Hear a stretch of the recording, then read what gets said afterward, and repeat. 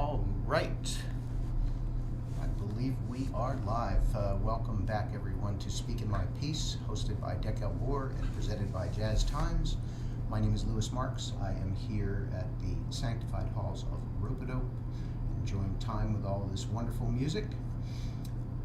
First, I want to tell you about our host, guitarist Dekel Bor. He's performed with many of the greats, jazz legends Johnny Griffin, Reggie Workman, Pat Metheny, Billy Hart, and more. His recent release, Let Love Rule, is out this year and is available at dekelbor.bandcamp.com.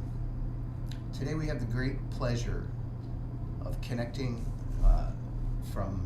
with Antonio Sanchez, the great Antonio Sanchez, drummer, best known for work with Pat Metheny, but also known for the film score for Birdman, which earned him a nomination for a Golden Globe, a BAFTA Award for Best Film Music, and the Critics' Choice Movie Award for Best Score. He's got a new album out. They're going to talk about that today, coming out on Whirlwind Records. And I want to mention that he was a student of the great Danilo Perez, who we had here on the show. So thank you for listening. Thanks to JazzTimes for hosting us. I'm going to switch things over and drop in on Dekel Bor in Berlin. Louis?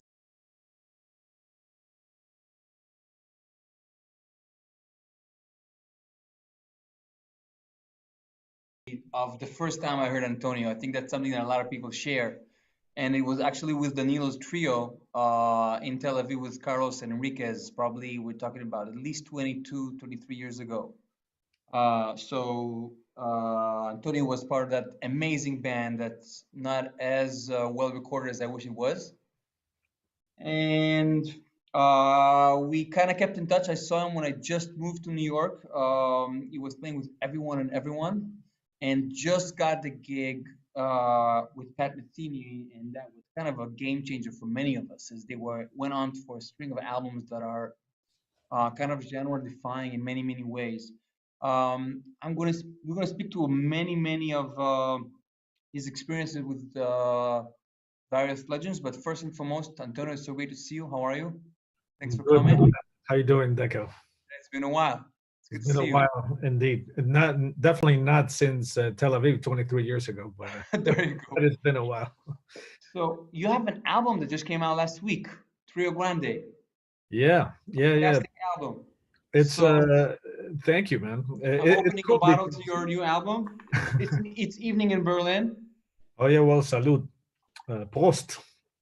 There you go. So it's an amazing album, and you guys please check it out. So this has been quite a year. How did you guys spend all this free time? Well, it's it's been quite a year, like you said it. Um, we're trying to do our thing. It's an interesting combination between trying to disconnect, trying to stay relevant, trying to connect and be, on social media, showing your stuff, but then trying to stay away from social media because it's too much.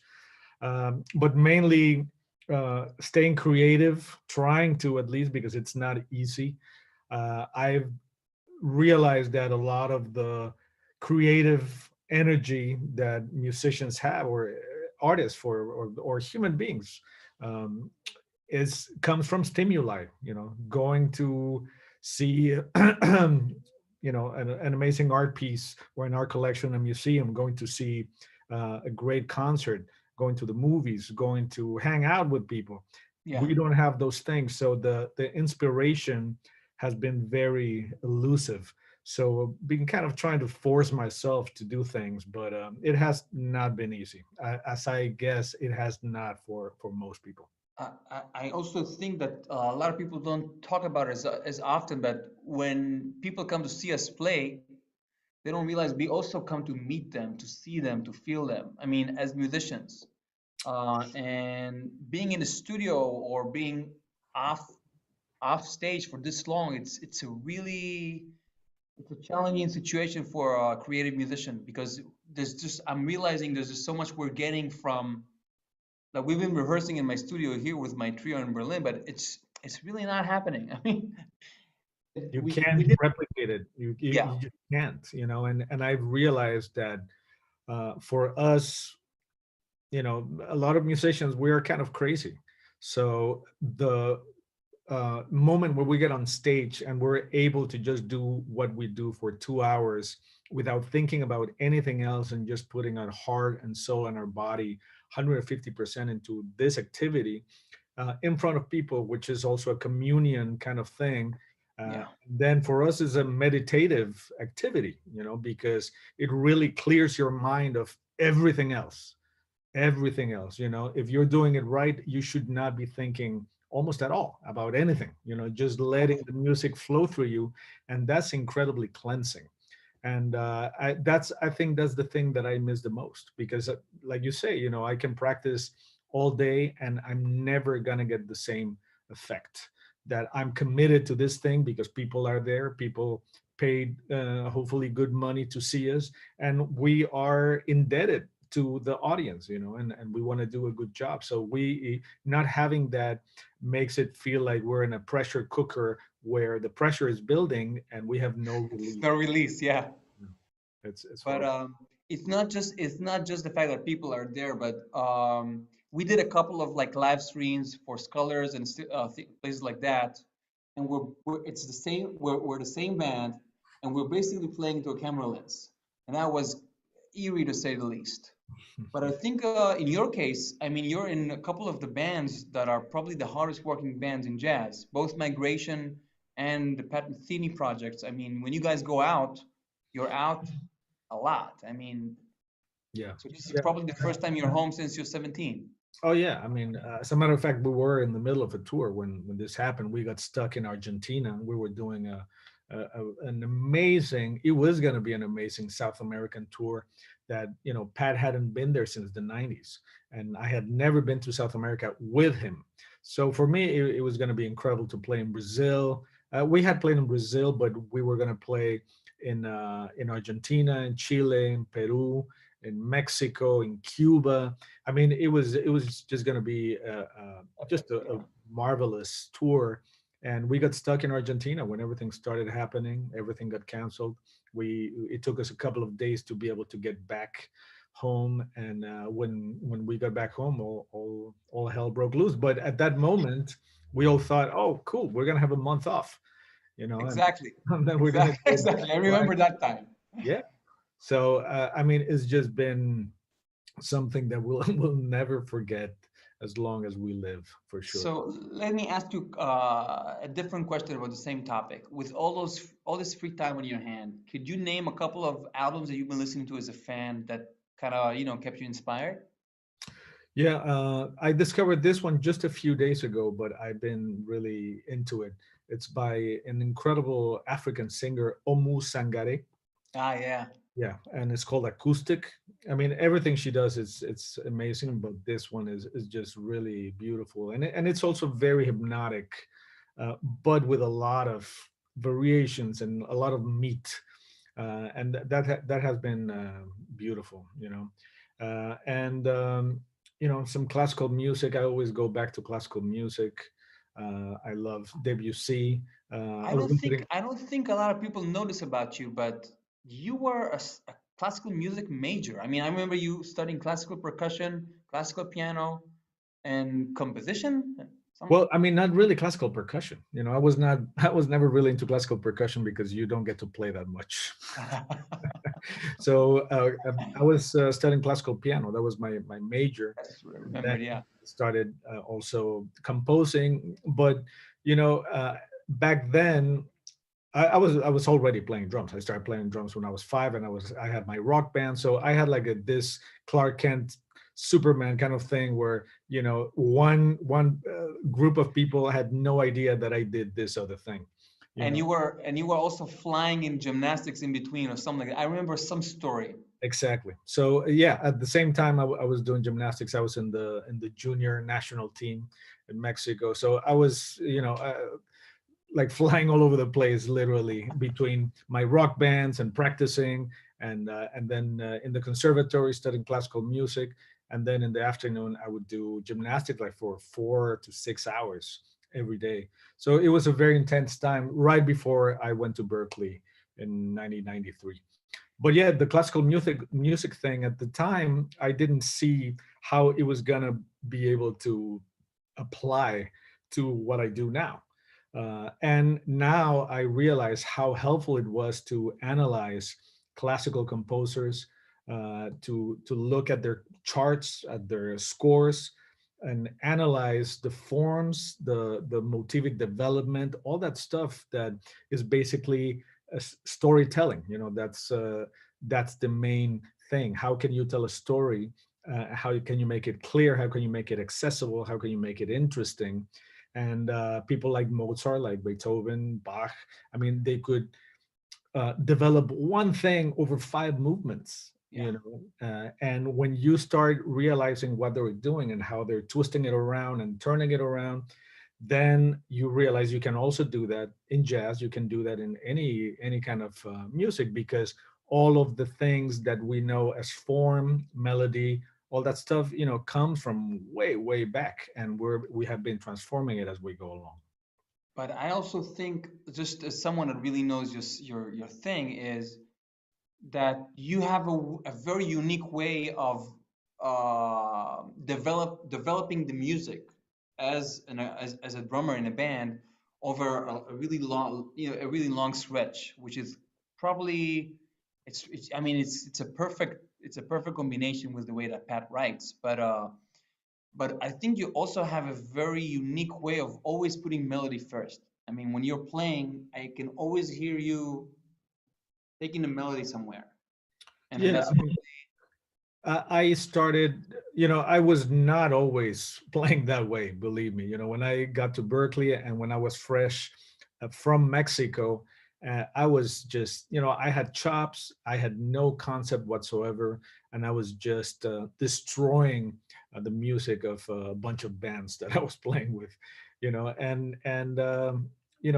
it took me some hard hits and some really harsh criticism from good teachers that I had at Berkeley to realize that there was much more to playing than just having chops and having lots of technique and being flashy.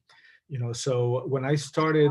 what's the gap between what you're talking about now to the band with David and Edsel Gomez and Hans? And I mean, because that's already sounding like an incredible band, and you're already Well, have your let's see, sound I on it. got to Berkeley in 93, and I started playing with Danilo and Paquito de Rivera in 97. So by the time I got to, that's exactly when I graduated from Berkeley. Right at that moment, I feel like I was ready to be taught in the big leagues. I was not by any means part of the big leagues, but I had enough knowledge, and I was humble enough and hungry enough that I could be taught, and I had already worked a lot on my craft so that I could get in the stream of the river pretty quickly. But Danilo, he was probably the person that kicked my ass the hardest in the In what beginning, way? because well, we were playing trio, and my first big gig was with Paquito de Rivera playing in the United Nation Orchestra, which is the orchestra that Dizzy Gillespie left vacant basically when he died in 1994, and Paquito took it over. So that was a great experience because it was a big band, but we had to play every style you could imagine, from swing to samba to Afro-Cuban to joropo from Venezuela, tango, milonga, second line. I mean, it was like a showcase of different styles, and everybody in the band was from a different country, and it was a great thing for me to realize that my stylistic knowledge was pretty happening, because I worked on that a lot when I was at Berkeley. But when I started playing with Danilo and we really started getting into uh, the the way to interact in that context, which is listening really, really intensely to everything that is happening, and either choosing to react or not react to every little thing that is going on. I was not used to that. I was not used to playing at that level of intensity and focus. So I remember the first times we play, I mean, Danilo would be just looking at me and throwing stuff at me all night long. He would just not look anywhere else except for in my direction. And I was like, oh my God, there's just so much information coming at me. And I was not trained to react that quickly. So that was the way he kicked my ass for a number of months. And then little by little, I started kind of getting used to the intensity and the focus. But the first gigs we did, I would always end up with a headache because I had no idea how to do it, or what to play, my choices. Everything just didn't sound right to me, and it sounded like the music was always ahead of me, and I was just trying to catch up. So playing with him for a couple, like 2 or 3 years, that was an amazing training, to really be super focused in the moment and not be able to think about anything else. I remember I went to a couple of the gigs, and I remember you played with unbelievable fire, super, super quiet, which I don't think people realize that it's so hard to do on any instrument. Yeah. But on the drums, I'm assuming that's 100 times harder on drums to play that way. Yeah, and that was another thing because I had been playing a lot of fusion, and Latin jazz, which usually play pretty loud with a big drums. And then I started playing straight ahead. But to be able to play in a piano trio in some church in Italy with no amplification, that was incredibly challenging. And there were not even my drums. There were drums from that little town that were from 1950 with heads from 1950. So everything was challenging about. Vintage in all the wrong ways. Exactly. I mean, it was a very challenging experience, and I realized if I don't play soft, I cannot hear what's going on. And I needed to hear what was going on because Danilo was very, very, adamant about us interacting, as deeply as possible. So I kind of had to train myself to be able to play that soft and with intensity. But it was very, very hard. It was a very productive but intense time, the late '90s for me. And the David Sanchez band came around the same time. Yeah, well, I remember I started playing with Danilo and we played a lot. And then he went on tour with John Patitucci and Roy Haynes in the summer of '98. And David needed a drummer that summer, and then Danilo recommended me, and I started playing with David. So for a while, I was playing with Danilo, with David, with Paquito, but we were playing all the time. Both of those bands were working constantly, so it was a Yeah, very, very, it was great schooling for me around then. that there's a couple albums that you're on. Perhaps even three. That two of them have been very influential on me. Melaza and the one before that has the black cover. I mean, the incredible albums that are not as often talked about nowadays, I think, but are real. It was a real band and the incredible band sound and composition were amazing, and the way you guys played, and I think it really carried on. I mean, you kept a very strong relationship with all those guys for 20 something years. I mean, Yeah, I mean, it was a really cool community, and also Miguel Senon, who I went to Berkeley with, and I was already playing with. He was already doing his thing, and then he joined David's band. And for a while, we had two saxophone, bass, drums, and percussion ensemble, and that was fantastic because it was super open, incredibly jazzy, but with all the roots from the Afro-Caribbean tradition. And it was just a very cool thing to be a part of because we really were getting into some very, very deep places. And at the same time I was also playing trio with Danilo, so it was just you know couldn't have asked for a better school around then. so one day you're playing with Danilo and Pat hears you, and the next thing the phone rings. How does something like that happen? Basically, yeah. I mean, yeah, that's the I have short my phone right there, and it's not ringing anytime. There's crickets here. I mean, what happened was I was on tour with Danilo. We were in Italy, in Torino, and we knew we were going to be closing for Pat's trio because Pat doesn't like closing usually. So he was going to open with his trio with Larry Grenadier and Bill Stewart, and then we were going to play after him, and we were playing trio with Carlitos Enriquez. So back then, I was experimenting with different sounds on my kid. So I had the regular jazz kit, but I had a flat timbale instead of the second tom. I had a pair of bongos. I had a conga. I had a bunch of cowbells. I had a cowbell on my left foot. I was doing all this independence things where I was, playing a clavin 5/4 while I was playing the bongos with one, and it was so much fun for me to play that gig like that because it was also very challenging, but it was completely rooted in jazz. The way we were interacting was all bebop, jazz, but we were playing all these crazy rhythms on top of it.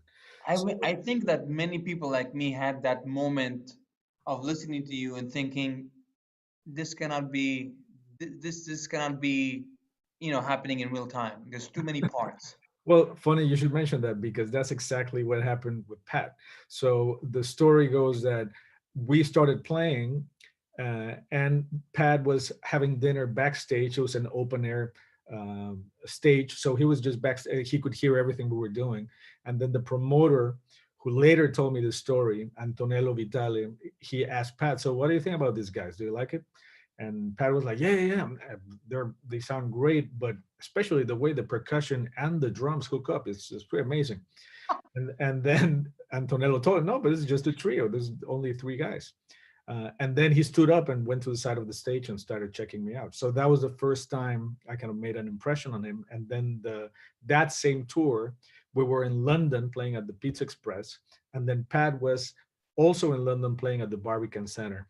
So after his gig, he came to our gig and checked out our second set. I didn't even know he was there, and I got off the stage, and he was there, and he's like, "Hey, man," I'm like, "Oh, hey," you know, and we talked for a while. We exchanged emails, and then when I got back home, I had an email waiting for me, really really detailed about everything he had liked, everything he thought about the gig, what he thought about my playing. It was very moving for me. It's like I was like, wow, this is Pat Metheny writing to me all these things, and then at the end it said, and if you want to play, what about next Thursday? Do you want to jam? And yes. So I met him in his studio where it used to be on Times Square, and I just brought my cymbals, and there was an old drum set from Jack DeJohnette just sitting there, and I put my cymbals, and we just started playing duo, and we played like for 4.5 hours. He recorded the whole thing. We started playing. I remember we played "Turnaround" by Ornette Coleman. Uh, that was the first thing we played. And then from there we started playing all the things you are, a bunch of standards, and then he started playing some of the material from the group, and I didn't know that that's what he had in mind. He was looking to make a change in the personnel of the Pat Metheny group, and he told me, I think you could be a good candidate because you come more from straight 8 note playing more than swing, because of where you come from and the music you've been playing, but the jazz language as well. So the way we play at the Pat Metheny group is we play, in the bebop tradition, except that we don't play any bebop at all. So it was maybe a few months that he was kind of checking me out. I would go and hang with him, play some more. I would invite a bass player. We I would play heard from more. a couple of bass players that they played with you guys, and they would say that the playing was just out of this world.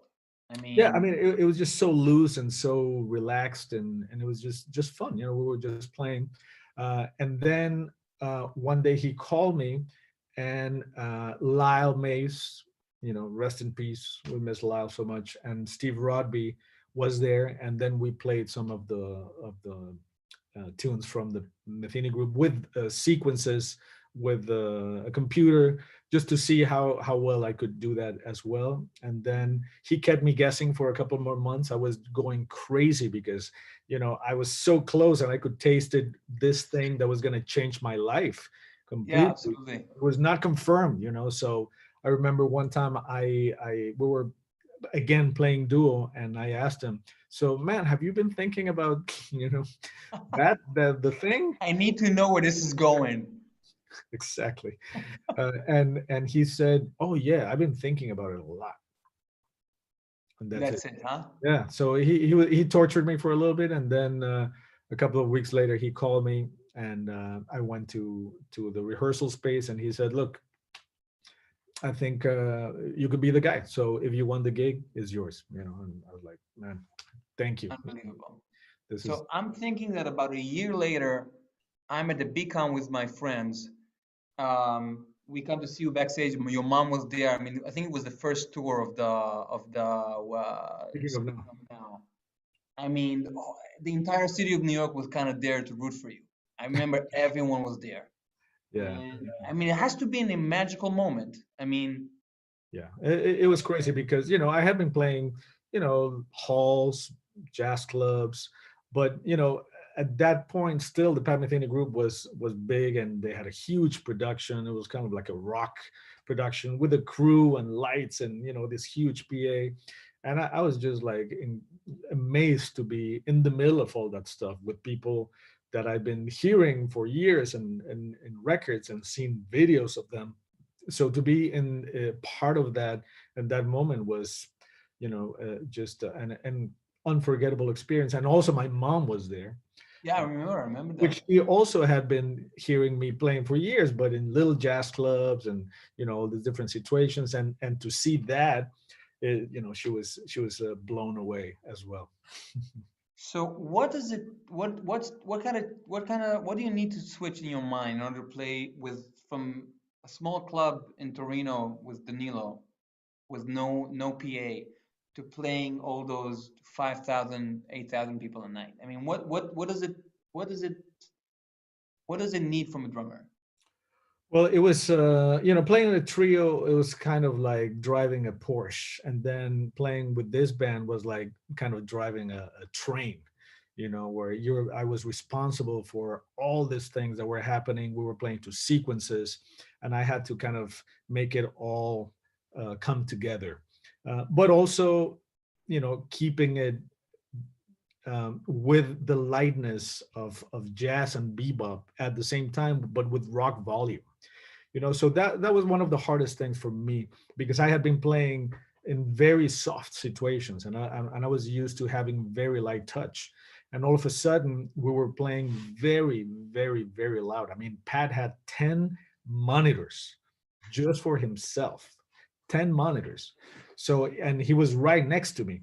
So to be able to kind of come up to that level of intensity acoustically, it was very hard. And when you play rock, you're playing in chungu chiku back chiku chung, but here we're playing in chungu chiku chung back chiku chiku chiku chiku chiku chiku. The right cymbal playing is just nonstop. And I remember the first 2 weeks of that first tour, uh, Pat wanted to try pretty much everything we had in the repertoire that we had ready, and we were playing 3 hours and 45 minutes. Those gigs were 3 hours and 40. By the time we got to the Beacon Theater at the end of the US tour, we were down to 3 hours, 3 hours 15, I think. But the first 2 weeks, I had to have a talk with Pat, and I said, man, I don't know if I can if I can keep doing this, because I'm in pain, and also I did not know how to pace myself at that moment, because it was such a different experience for me. The adrenaline that was building up in me every night was kind of out of control. So I was hurting myself, and I was overplaying in terms of volume, and I was very stressed out. I was enjoying the situation, but I was stressed out that I was not feeling comfortable in this unit that had been playing for so many decades. So, and also Pat had a lot to say about what I was playing. He would give me, a list of instructions every night, because these are tunes that they have been playing for a long time. The new stuff, I was kind of I was myself. But the old stuff, I was just trying to replicate what they had been doing, and my touch was so different that everything sounded weird to them. So it was an adjustment period that was kind of a pain in the ass, I have to say, because I was like, I don't know what to do anymore. I'm And trying to do my this is the best. Speaking of Now tour. Speaking of now, yeah, I mean, after playing with Paul Vertigo for so long, and then Danny Gottlieb before that, they got used to Paul Vertigo's sound and feel and everything, and then all of a sudden, I come into the band, and it's like night and day. I mean, I'm not saying better or worse; it's just different. My touch was completely different. So it took them a while also to get comfortable with me, and it took a while for me to get comfortable with them. So by the time I heard you guys after this was the Way Up tour, and the Way Up tour is a very very different situation than what you're portraying right now. Way Up tour, the whole first piece of the album is built around your playing. I mean, this is you leading everything, and it sounds like he composed that to your playing. He did actually. Huh? He did. We Not many people know this, but before they composed, we went into the studio and they had me record tons of different grooves in different fields, different tempos, and then a lot of the initial demos they had were completely written to what I had played. Unbelievable. Yeah, Wow, cool. That has to be quite the compliment. yeah, Um, yeah. It was. so Uh, so when I see you, everything is already built around you. The album sounds has an Antonio Sanchez sound to it. You're playing, you're pacing everything, and it seems like it's kind of unbelievable the way you're pacing the band, you're pushing the band. When it's quiet, it's quiet. Someone is throwing bass guitars, you throw it back in the air. You're playing this with your foot. There's going to be a thing up there. I mean, it's kind of like by then you're like the magician of the group. Then I I mean, mean, it was kind of hysterical because we recorded it and we recorded it in pieces, obviously, because we saw the music pretty much the first day of recording. It took us a week to do the basic tracks, but we were recording it in pieces. And then when we and were gonna, everything was written out. I mean, the whole thing. yeah, pretty much. Of course, Pat would never give me a drum chart. He would always give me a lead sheet, and then I had to, make a composite of, what the bass is doing, what the melody is doing, what to catch, what to not catch, and it's always, that's the drummer's job, to make everything feel round and nice, and choose, what things are important of what's going on musically in the moment. So. Uh, then what happened was, like, we recorded it. When we finally had the recording, we all listened to it like crazy to learn it, because we were not going to be able to read anything on stage. It was going to be crazy. So we were all learning it, but when we were learning it, we were also learning each other's solos and stuff. So when we get to the first rehearsal, you know all of a sudden, I know that the piano cue is this phrase that he played on the record, but obviously is not the same phrase when he plays it live. And then, we all realize that we kind of know this, but we really don't know it that well. And also the choreography of what, especially Kung Fu, Gregoire Marais, and Nando Lauria, which is the three guys that were behind the rhythm section. They were playing guitars, basses, Yeah, percussion, marimba. Yeah, the harmonica, whole thing. trumpet. I mean, it was really funny because at some point I looked at them and they looked like the Three Stooges, like kind of bumping into each other because they couldn't, I remember. dropped a maraca, that kind of thing. Yeah, Man, it was that hilarious. that was one of the most incredible performances that I've probably ever seen. To see you guys do that piece, it's really unbelievable. Yeah. But Antonio, I can One go about this. one funny thing that is just that I, was always so concentrated on my playing. I knew everybody was playing incredible, but I never saw them playing, because I was doing my thing. And then when I saw the DVD, I was blown away. Like, oh my God, this is what happens every night, Yeah, and the DVD is it was amazing. just an incredible tour. Yeah. The DVD is out as well. I can go about, listen, I'm a guitarist. I can go about this all day and all night. But I want to talk to you about some other things. This has to be one of my favorite albums of the decade. This is I, everybody's watching this, know this album already. It's called 3 Times 3. It's been out for for a couple of years, I think. I'm a huge fan of your thing in general. I mean, the first album, Migration, and then the live at the Standard, and live in the Sand. The entire band Migration has kind of shown the way you developed to this unbelievable voice of a composer. Thank you. It's really an unbelievable band, and I'm kind of itching to see you guys live because I'm hearing you guys are like an incredible experience.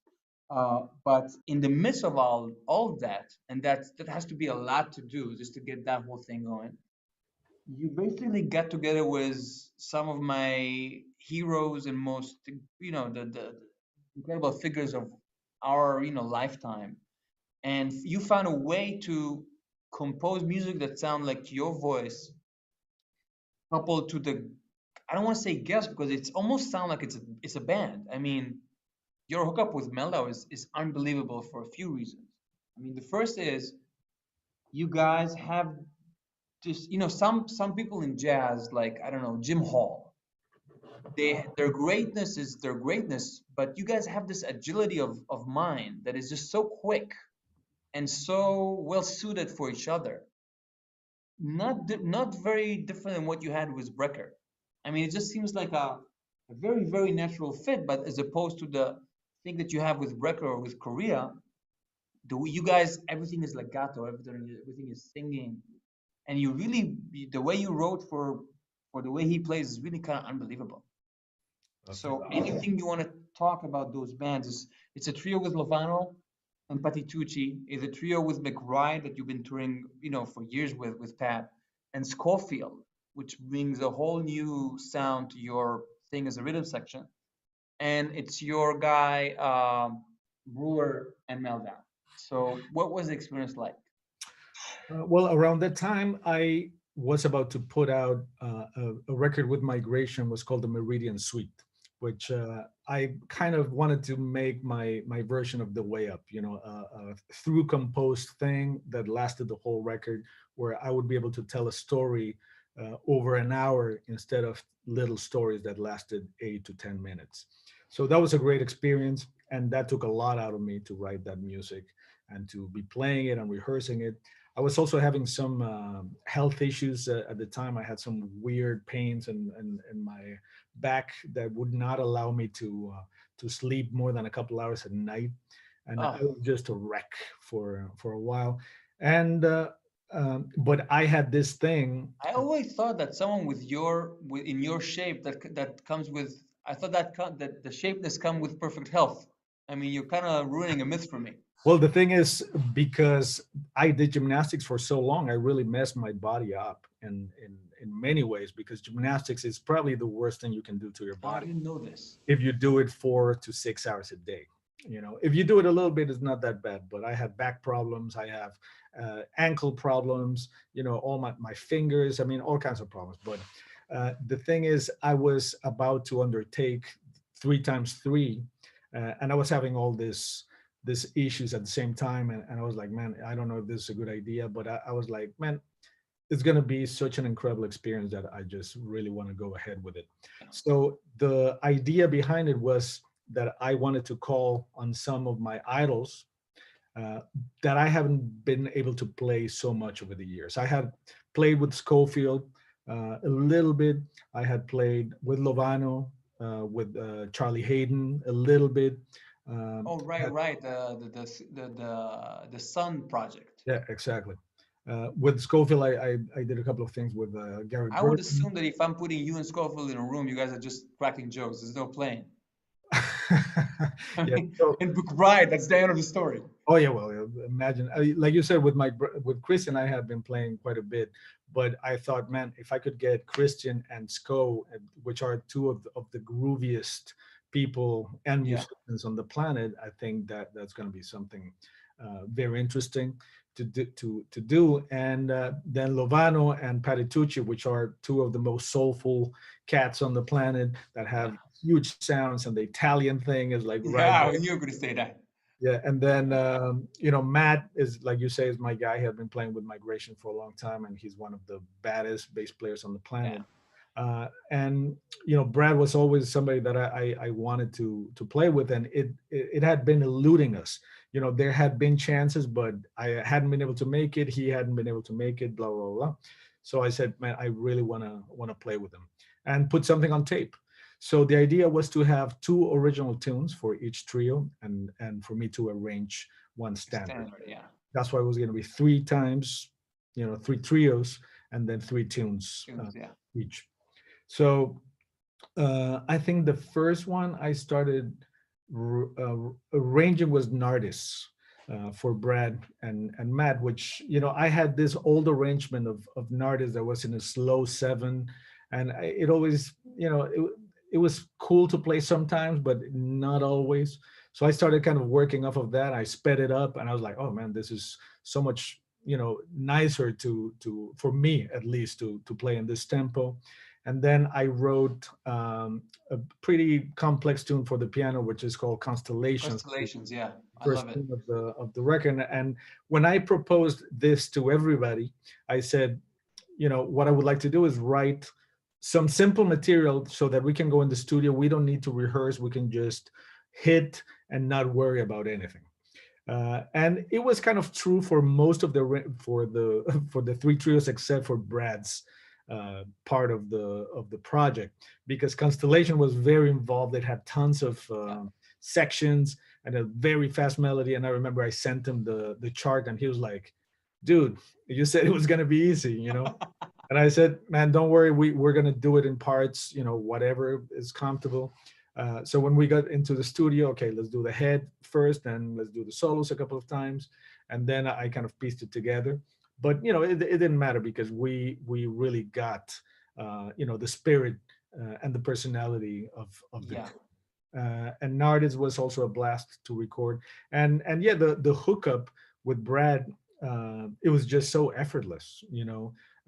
I had been listening to him for a long time, just like I had been listening to everybody else. So I kind of felt like I had been playing with them, even though it was our first time Yeah, playing. that's a beautiful thing to for you to Oh, say, It's really.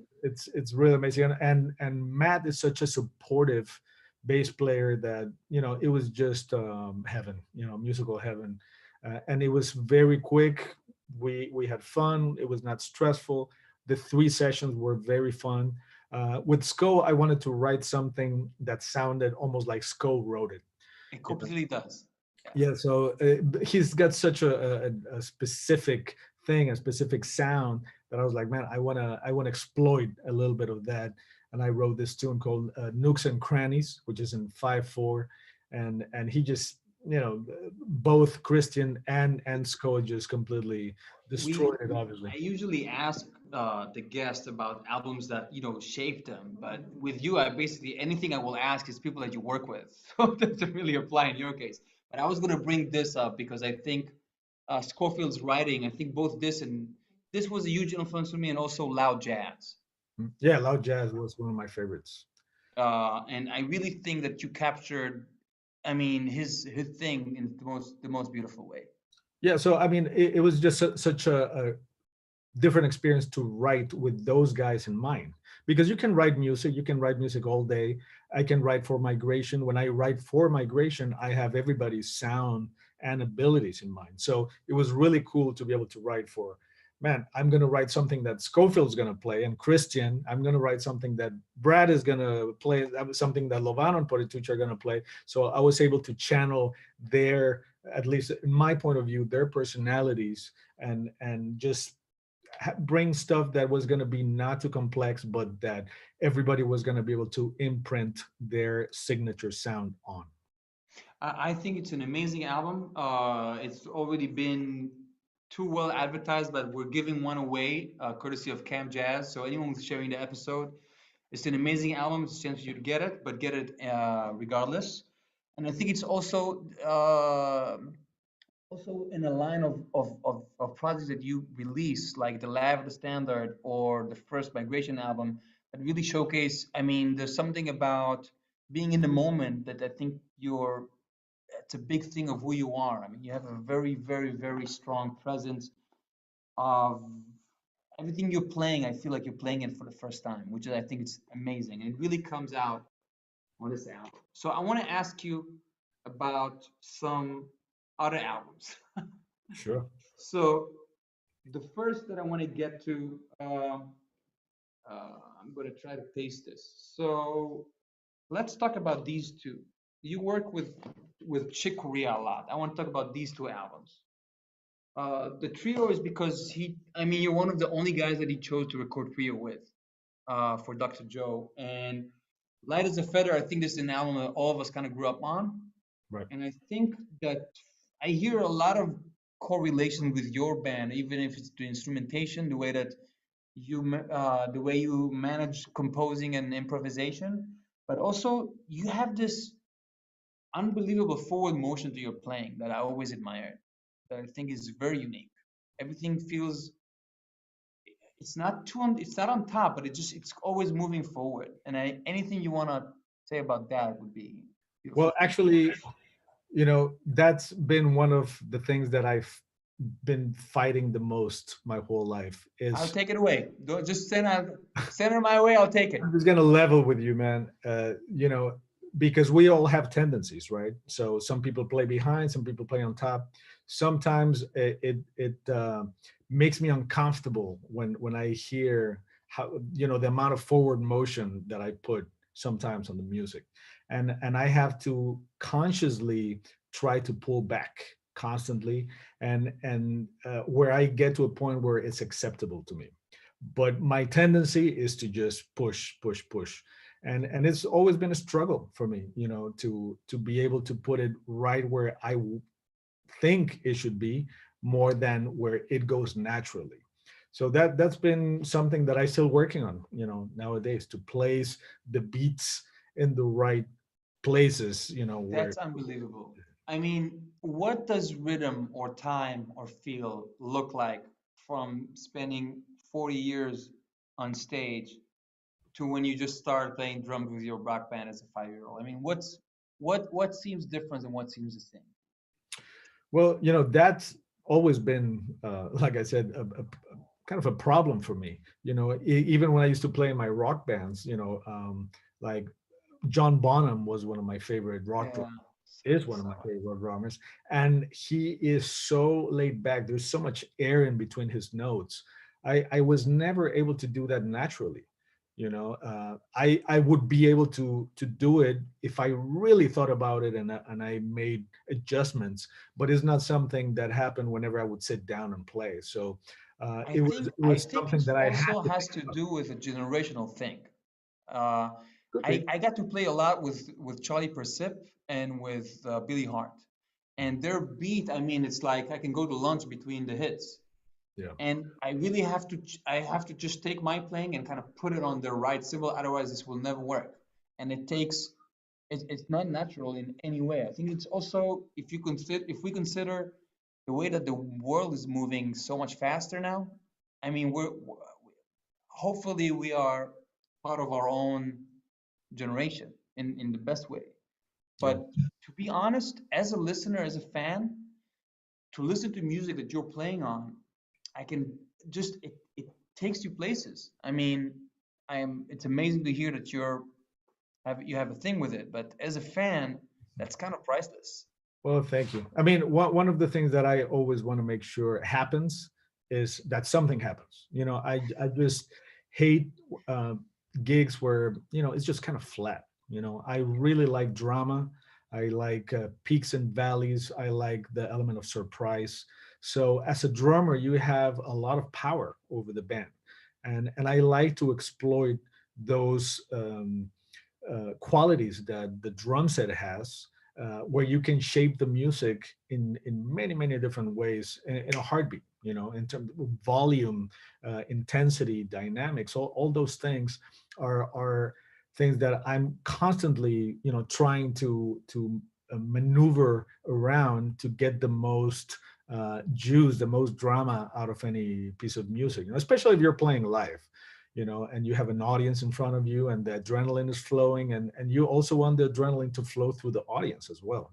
So I want those elements to always be present whenever it is that I'm playing, and I think whoever wants me to play with them are aware that those things are going to happen, a little bit of unexpected stuff. Hopefully. So, um, I remember there was a minute in New York where I was playing a lot with Boris Kozlov and with Adam Rogers, and they came back from a tour with you and Brecker in Japan. Mhm. And there's a DVD that's running around, Right. and I think I watched it over and over for like 3 years, just only that. It's kind of out of this world. It's you and Sadownik and Boris and Adam is there, and I think Gil is on the gig. Gil Goldstein. Yeah, sure. And then there's the rest of the mini big band orchestra that he has. Quinn And Dexter. it sounds, it's unbelievable. I mean, the album is unbelievable, but to hear you guys stretching live, it's Yeah, out of live this is world. great, man. And you know, same thing. Brecker. I have been listening to him for years and years and years since I was in Mexico.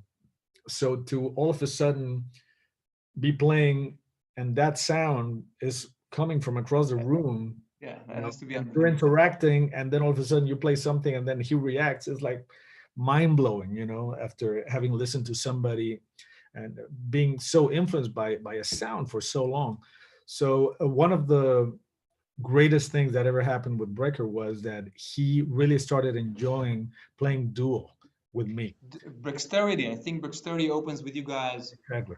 Exactly. But we were doing that, you know, in a few different tunes, and sometimes, you know, it would get so crazy our interaction that you know he Wow. would laugh or I would laugh or the audience would laugh because he said, "Man, I feel like you're in my head," you know, and same thing with me. So to be able to play just duo drums with a saxophone player like Michael Brecker is like, you know, Train and Elvin, you know, it's like that communion between drums and saxophone is something that doesn't happen with just any other instrument. So to be able to have done that with him on a nightly basis was just like, you know, I will never forget that. So my last question, really, or my second to last, if I talk about Chick or Brecker, or I think I brought both of these. I mean, both of the group and the trio, and I mean, these are really Danilo. These are really the greatest improvising legends of our time. Also, Chris Potter, Donnie McCaslin, a lot of guys that you work with. Miguel. I mean, brilliant virtuosos. Mhm. If what and what when you take all of that, what do you take from these situations? I mean, how does that shape you? Play with these kind of legends.